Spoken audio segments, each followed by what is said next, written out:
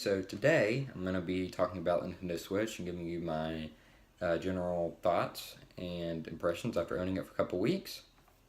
So here is the Nintendo Switch. Um, when I first got it, it's quite light, really small, especially compared to the Wii U tablet. You can take the Joy-Cons off. So once you take them off, you're left with just the tablet. And this is the entire system. This does all the processing and everything. So it's pretty amazing because you have more power in this than you have the Wii U, and the Wii U is probably 3 times the size. So, you have the system and also the gamepad tablet. This is smaller than the Wii U's gamepad, and this does all the processing for everything. And you have a kickstand. Like other reviewers have been saying, it's not that great. It's kind of wobbly, but it gets the job done. Underneath the kickstand, you have the micro SD card slot. Then you have USB Type C, and then up here at the top, you have the game card slot, volume buttons, power button, and then also the headphone jack up here. And also, for the Nintendo Switch, this is kind of odd for a tablet, but since it's such a high performance tablet, it kind of needs it. It has, you can see a grill right here, and inside of this is actually a fan. So like whenever you're playing games such as Zelda, and you're in a really graphically intensive scene, the fan will ramp up, and yeah, it emits a good amount of heat, but it keeps the device cool and lets it, be as powerful as it is. All right. And also another thing I really like about the Switch is it's really satisfying. Snapping these on and off, they just make a really nice click sound, and they go right on really easily, and it's just like that. And just back to playing. The buttons are a little small. I think they're bigger than the PlayStation Vita's buttons. They're pretty good. I enjoy. They feel good. There's no actual D-pad. This is kind of like the D-pad equivalent, so it's a little odd, especially for Nintendo. That's, I think, the first time they moved away from having like an actual D-pad. Okay, turn the screen on. The screen is a 720p screen. Sounds low compared to most modern day phones and tablets, but it looks, the games look gorgeous on it. It's plenty bright enough. And battery life is 3 to 6 hours. Also sounds quite low, but as it turns out, you think that sounds low, but you're really not going to be playing this. Most people won't be playing this thing straight for 3 hours, especially if you're using it on the go. Your commute to work. Maybe an hour, maybe less than that, and then an hour back. That's only 2 hours. So it has pretty good battery life overall. Standby time is great. So let's talk about the games. So some people will be complaining about the amount of games. Yes, it doesn't have a large variety of games at launch. Mostly it's indie games, and you have 1-2 Switch and Zelda. Actually, by now they have the Neo Geo games on the eShop. You can download those. So I'm doing all digital games, so I don't have to worry about carrying on cartridges. One less thing you have to worry about losing. I kind of enjoy having digital games, being able to access any of my games at any time, not having, kind of lazy when I don't get up and find the other game cartridge and put it in. So I bought Zelda, Fast RMX, Snipper Clips, 1-2 Switch, and Shovel Knight, and that's a good amount of games they offered as of right now. By far, my favorite game is Zelda Breath of the Wild. Beautiful game. So much to explore and see. And it's a large world, but unlike most other open world games, it's very dense with things, and you get rewarded for exploring. So you see a mountain, you can go climb it, and at the top of the mountain you may find something you actually need. It's not just a giant empty world. There's stuff in every nook and cranny, and a lot of that stuff's useful. It helps you upgrade, your storage slots, or your amount of hearts, or your stamina.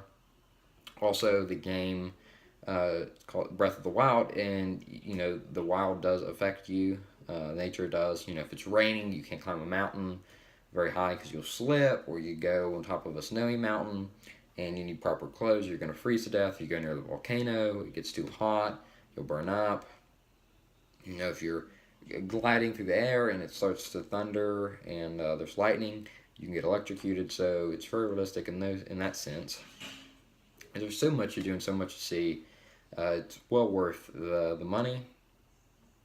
And then probably my second favorite game is Fast RMX. It's an arcade racing game. It's really similar to Wipeout. Wipeout was on the most recent Wipeout came out on the PlayStation Vita. It really reminds me of that. What makes the Fast RMX so unique, though, is your car, if you can press X on the remote, it changes between blue and orange. So there's certain orbs or certain speed up boost pads, and to go, they're different. They're either blue or orange, but your car also needs to be the same color to actually go over them. And if if it's a blue pad and your car's orange and you go over it, then you're gonna get penalized. It's gonna slow you down some. But if you're the proper color, you'll boost properly. Also, Snipper Clips.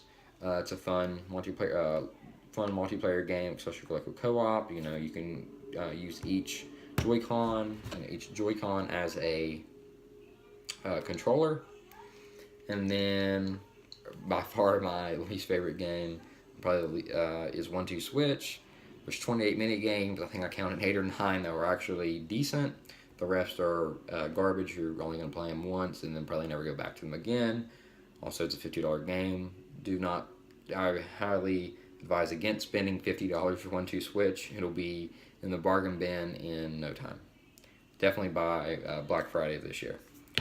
Or at least I would hope so. It's not worth the $50. There are a few games that are fun.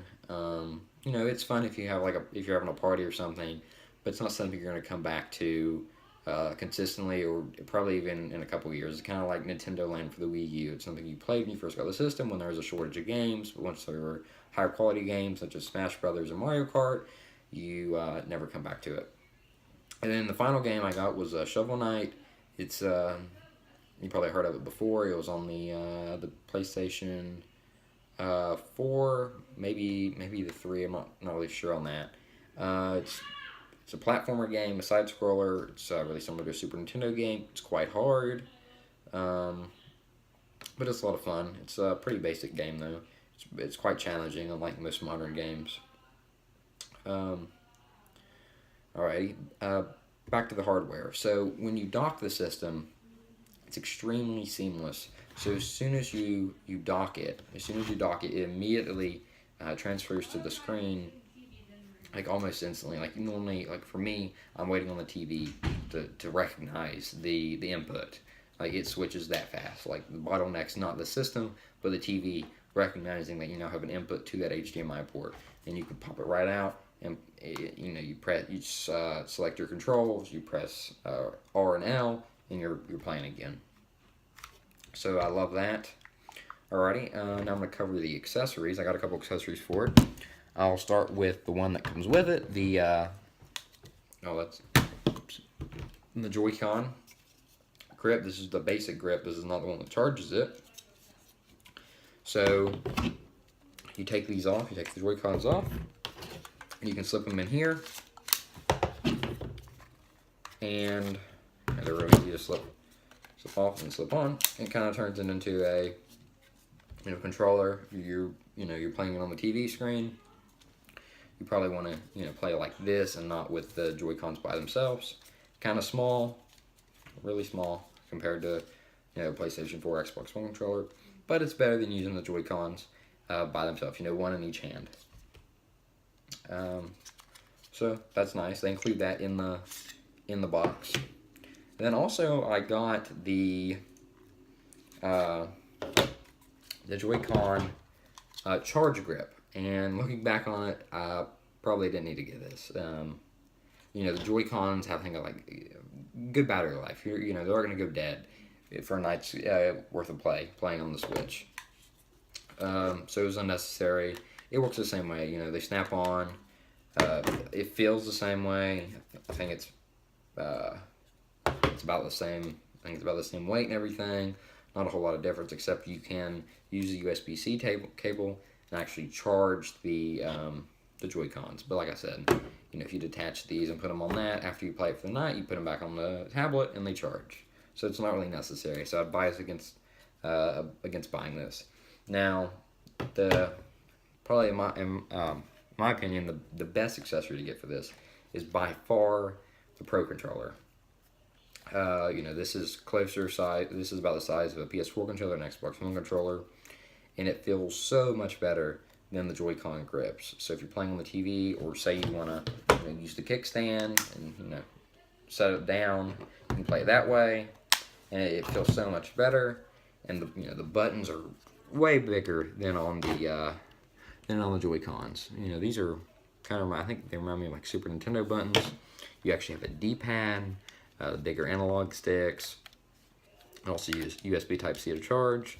And while playing Fast RMX with my friend, it worked out the person that used this controller did significantly better than the person that used the Joy-Cons with the grip. Because it's a bigger controller. If you're familiar with the PlayStation 4 or Xbox One controllers, you're gonna love this. It's a little pricey at $70, but definitely well worth your money. And once you buy it, it'll last you the entire life of the system. So it's a one-time purchase type thing. The other accessory I would probably also recommend if you're going to be transporting your Nintendo Switch a lot is a carrying case. Now they have a couple different types. I got a really slim one because, like I said, I'm not buying physical games, so I don't need a case all accessory room for physical games. I think this one does, but not for a lot. Not for a lot of games. They have a little pouch here you can put your games in. It holds 1, 2, 3, 4, 5 games. Whatever else you can put in here. I don't use this. It's just there. I wanted the smallest carrying case I could get, and this was the one. This one is actually made by Nintendo, and when you buy this, you also get a screen protector. I don't use screen protectors on my devices, but hey, if you need one, if you like using one, you get one with the carrying case. So this is $20, and I think it is. You're gonna want a carrying case for your Nintendo Switch. It's kind of big. You can't put it in your pocket like you could with the 3DS or the DS, or you can even back further, the Game Boy. It's quite a bit bigger. It's a bigger handheld.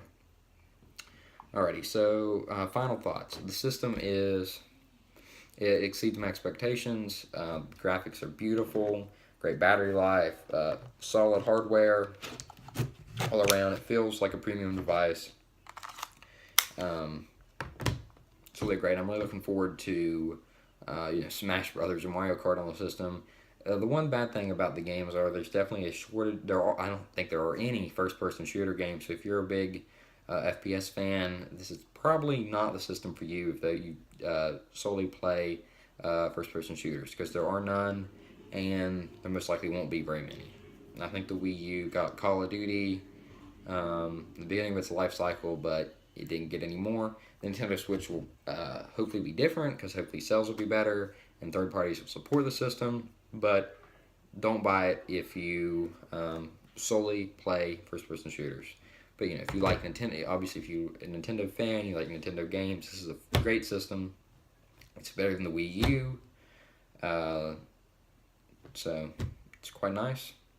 Alrighty, and that is my thoughts on the Nintendo Switch, and a couple games and accessories. So if you enjoyed the video, don't forget to like and comment, and if you haven't already subscribed, please do that if you like my channel.